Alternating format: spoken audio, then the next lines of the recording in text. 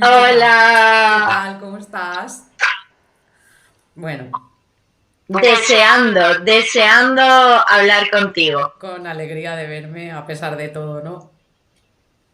Pues Sí, sí. la verdad que sí.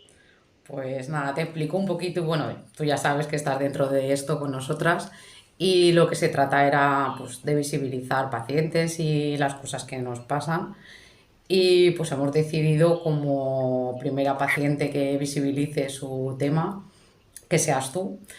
Y nada, pues un poquito cuéntanos un poquito la historia así por encima y luego si quieres pues vamos haciendo unas preguntitas y tal y vamos hablando, ¿vale? ¿Qué te parece? Perfecto, muchísimas gracias, Laura. Bueno, a ver, intentaré no liarme mucho en la narrativa de mi historia porque es bastante larga, como muchos sabréis. Yo empecé con síntomas ya desde pequeñita, pero cuando ya se hicieron más visibles fue la de la adolescencia. Eh, ¿Qué ocurre? Que justo a los 19, 20 años yo pierdo a mi padre. Por tanto, cada cosa que a mí me pasaba lo achacaban al duelo. Entonces, yo luxaba una rodilla, era la muerte de mi padre. Sí, así de surrealista, pero prácticamente le echaban la culpa a él, o sea, a psico, Sí. a A corten, que somatizar, lo somatizabas exactamente. a Exactamente. somatizar. Por tanto, claro, no veía especialistas realmente, yo veía urgencias, médico de cabecera, el médico de cabecera como mucho, desde los 15 hasta que ya tuve mi diagnóstico a los 37, eh, traumatólogo como mucho, pero Pues nunca llegué a ver una especialidad como en aquella, ¿sabes? neurología. Porque tampoco hablamos de, digo yo, en aquella época, no, no, aquella época tampoco es como para decir que hace 100 años, pero sí que es verdad que ahora somos raras, entre comillas, pero en aquella época no se conocía nada, absolutamente nada sobre esto. Era mucho más fácil En, que te achacaran el tema ansiedad y más si habías tenido un problema anterior, era mucho más fácil achacarlo a eso que ponerte a investigar. Que sí, que ahora éramos, ha cambiado un poco, sí, pero no, no, no lo suficiente. éramos completamente invisibles y psiquiatrizadas la mayor parte. Ya perfil mujer, si además tienes una serie de circunstancias como puede ser la muerte de un familiar tan directo como el de tu padre, de tu madre, ya todo va por ahí y lo que más ves es salud mental y urgencia. Hasta que ya en mi caso yo decidí por mi propio pie marcharme de España porque a mí me estaban dejando sin diagnóstico. Me querían dar un montón de medicación, pero sin saber realmente qué me pasaba. A Y ciegas. yo tenía 27, 28 años y claro, no veía lógico. Lo primero es que yo no tenía justificación alguna para nada. Entonces, si tú no tienes un diagnóstico, ¿cómo vas a explicarle a tu jefe, a tu madre, a tu entorno las consecuencias del tener que estar un largo periodo encamada o, no sé, tener tantas faltas Dificultades, sí. laborales? Dificultades Sí, que teníamos para entonces, todo. claro, al final el hecho de no haber tenido el diagnóstico temprano y de no haber tenido apoyo médico real ha generado una serie de circunstancias y consecuencias en mi vida, como repito, laboral, social, familiar, de incomprensión. Porque ¿quién comprende Que, algo que en que, teoría no tiene nada, que en teoría es que estás somatizando? etcétera. Pues claro, yo me negaba a eso. O sea, llegaron hasta a un punto de invalidar por completo lo que yo sentía. O sea, cuando tú misma te preguntas, ¿será verdad que me duele? ¿Será verdad que es mi cabeza? Sí. Y tú misma entras en un contraste. O estoy exagerando. O esto le pasa a todo el mundo, simplemente que yo lo noto más. ¿No has pensado Exacto. Eso? Le pasará a todo el mundo. A mí me han llamado exagerada, sensible. Son etiquetas que han estado conmigo toda la vida.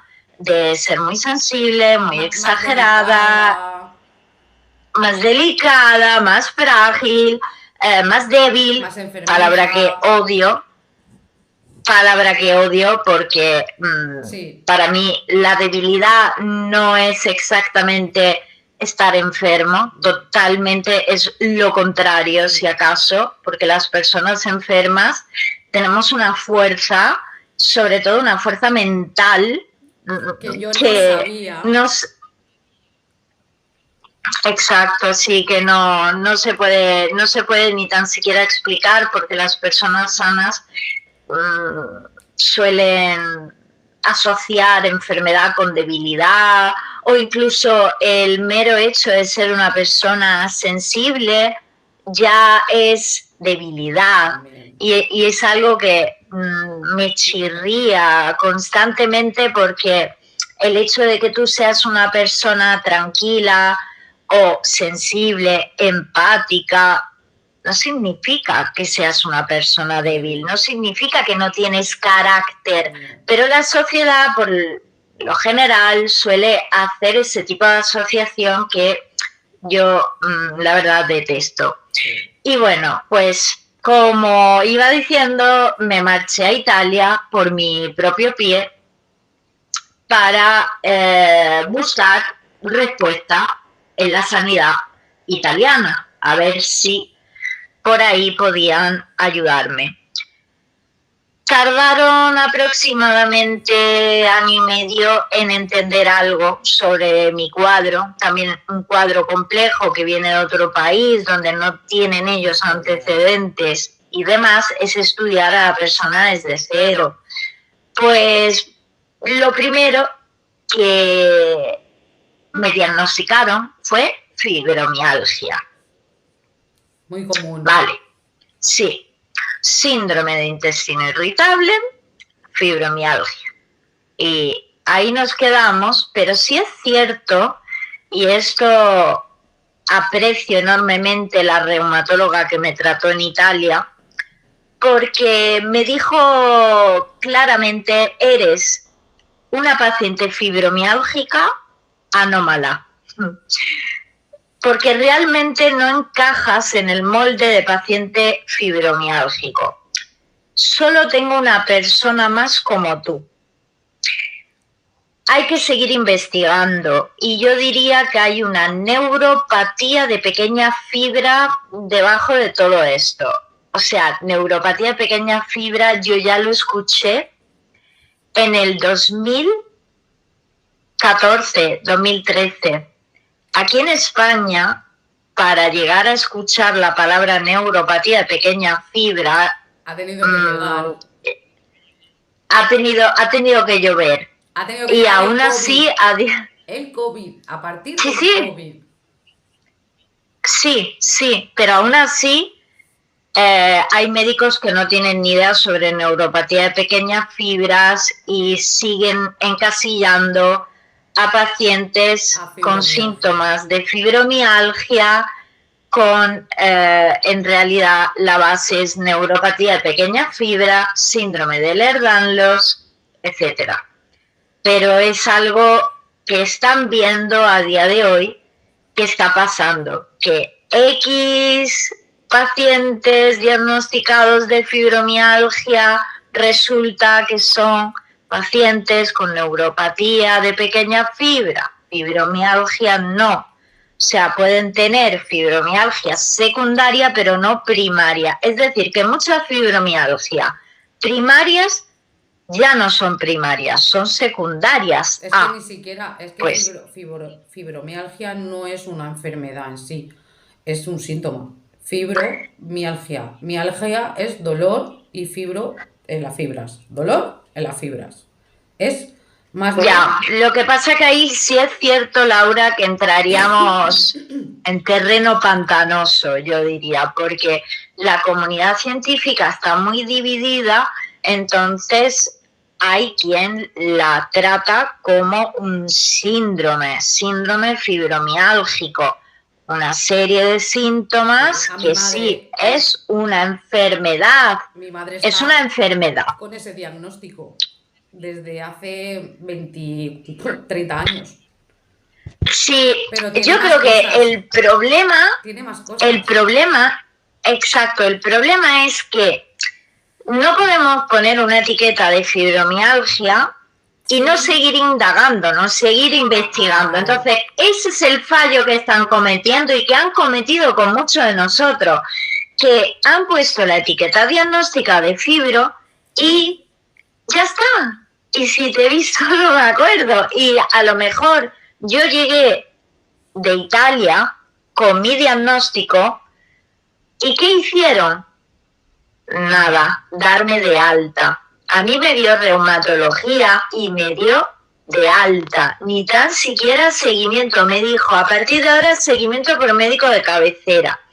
Yo en ese momento dije, hago la maleta, me vuelvo a Italia, porque tú en Italia tienes seguimiento por reumatología o neurología con diagnóstico de fibromialgia.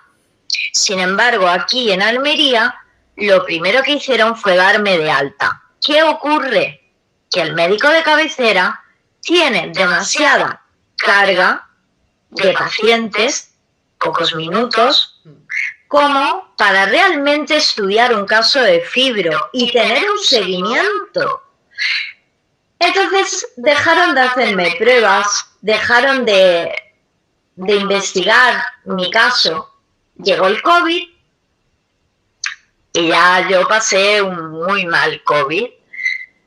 A partir de ese momento yo no volví a ser la que era, persona enferma, pero con unas limitaciones que nada tienen que ver con las que tengo hoy en día. De hecho, es muy gráfico porque yo iba con bastón y después del COVID tuve que empezar a andar con andador y no era capaz de dar más de 5.000 pasos los días buenos, ¿vale? Si conseguía dar 5.000 pasos, porque yo vivo en zona rural, cogíamos el andador, intentaba hacer algo que luego me generaba un malestar post-esfuerzo. Exacto, un PEM. Perdí 15 kilos durante el COVID. O sea, yo llegué a pesar 45 kilos y mido 1,70. A nivel digestivo, ya no solo de movilidad, sino a nivel digestivo y neurológico, o sea, brutal. A nivel digestivo, si yo antes podía comer 5 o 6 cosas contadas, pues ya ni esas 5 o 6 cosas contadas. Era hoy pruebo con el potito, mañana es un ayuno intermitente para poder dar tiempo a mi sistema digestivo para poder intentarlo de nuevo. Y así me tiré mucho tiempo. Y seguían diciéndome que era síndrome intestino irritable y una etiqueta nueva, dispepsia funcional. No. Gracias a Instagram y a todos los pacientes que han recorrido un camino antes que yo, una vez que yo tuve el diagnóstico después del COVID, reanudo la historia, perdonad, tuve el diagnóstico a los 2 meses de pasar el COVID de síndrome de Ehlers-Danlos. Entonces, una vez que yo tuve el diagnóstico El diagnóstico fue... Perdón, el diagnóstico fue en 2021, yo pasé el COVID octubre de 2020, en 2021 diagnóstico de Ehlers-Danlos a través de medicina interna privada. Ojo, privada. Yo me tuve que buscar la vida después del COVID porque seguían metiéndome, digamos, en el mismo saco de, bueno, pues es que tú tienes esto, es que tú tienes fibro, es que tú tienes síndrome de intestino irritable, tienes, pues, que volvíamos a lo mismo. A lo mismo. Y que va, para nada, o sea, no me puedes decir que me duele aquí arriba, la boca del estómago, no puedo comer. No me puedes decir que es síndrome de intestino irritable. Señora, es que usted tiene eso y a veces, igual que duele abajo, usted puede doler arriba. Ya. Pero... A ver, pero ¿me has hecho alguna prueba diferencial? Algo para poder ver si después del COVID ha habido algún tipo de cambio.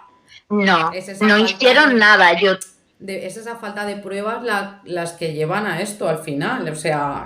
A errores diagnósticos, a retraso. Claro. Sí. Exacto. Entonces, Laura, no pasa nada. Hago un esquema mental de dónde iba. Me busqué la vida.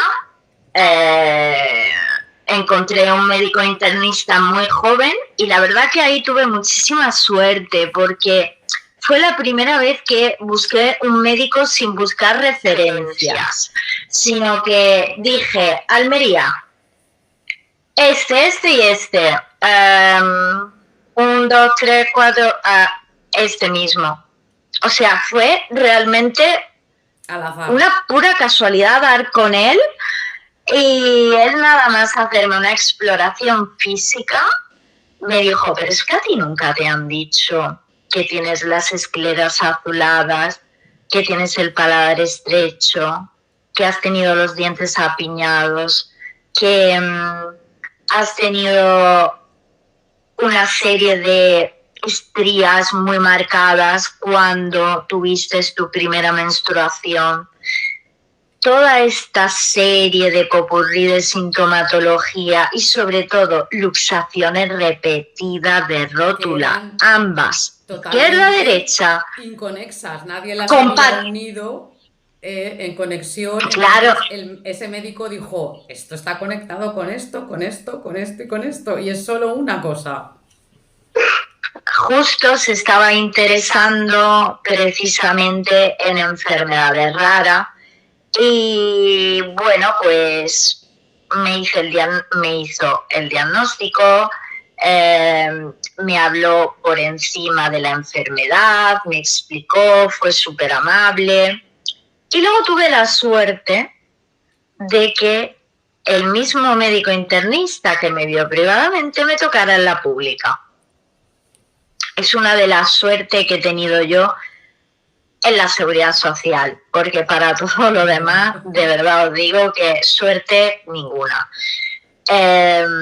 Entonces yo te comentaba antes que gracias a muchísimos compañeros que en redes sociales han hecho directos con médicos,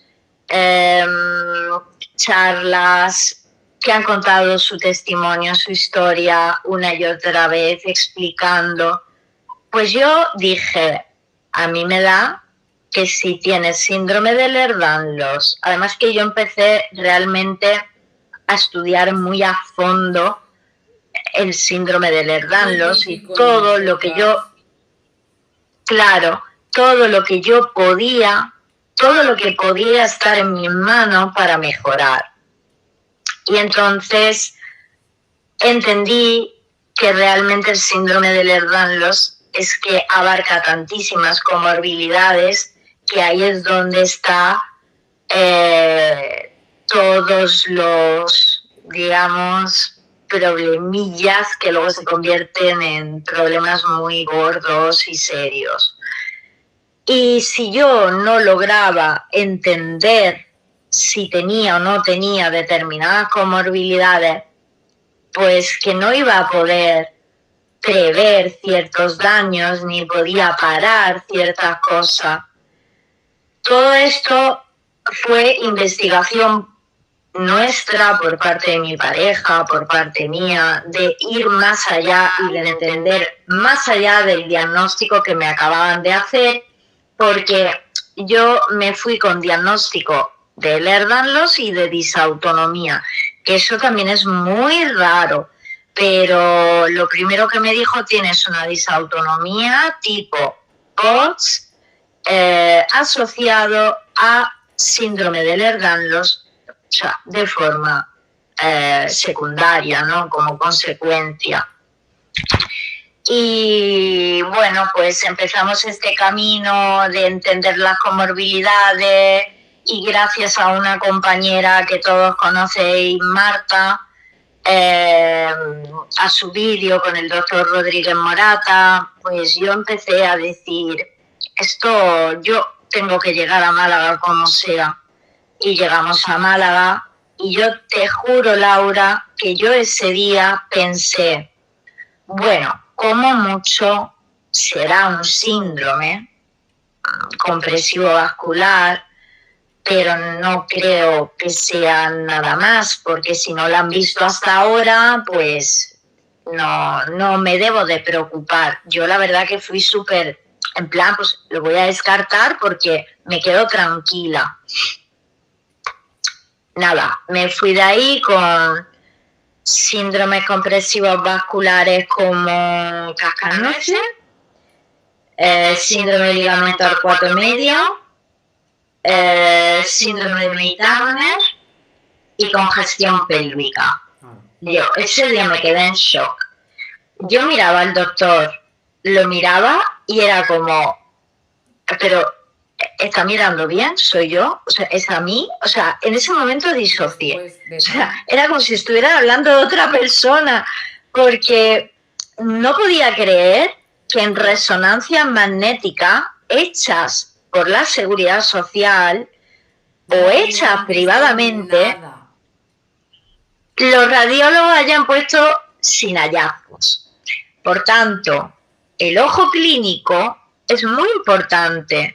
Si el ojo clínico no está especializado en síndromes compresivos vasculares, no tiene por qué verlo y te va a poner un sin hallazgo grande como una catedral. Y si tú confías en el sistema y confías, pues te quedas igual y el día menos pensado tienes una complicación y no la van a saber abarcar. Es que es súper importante.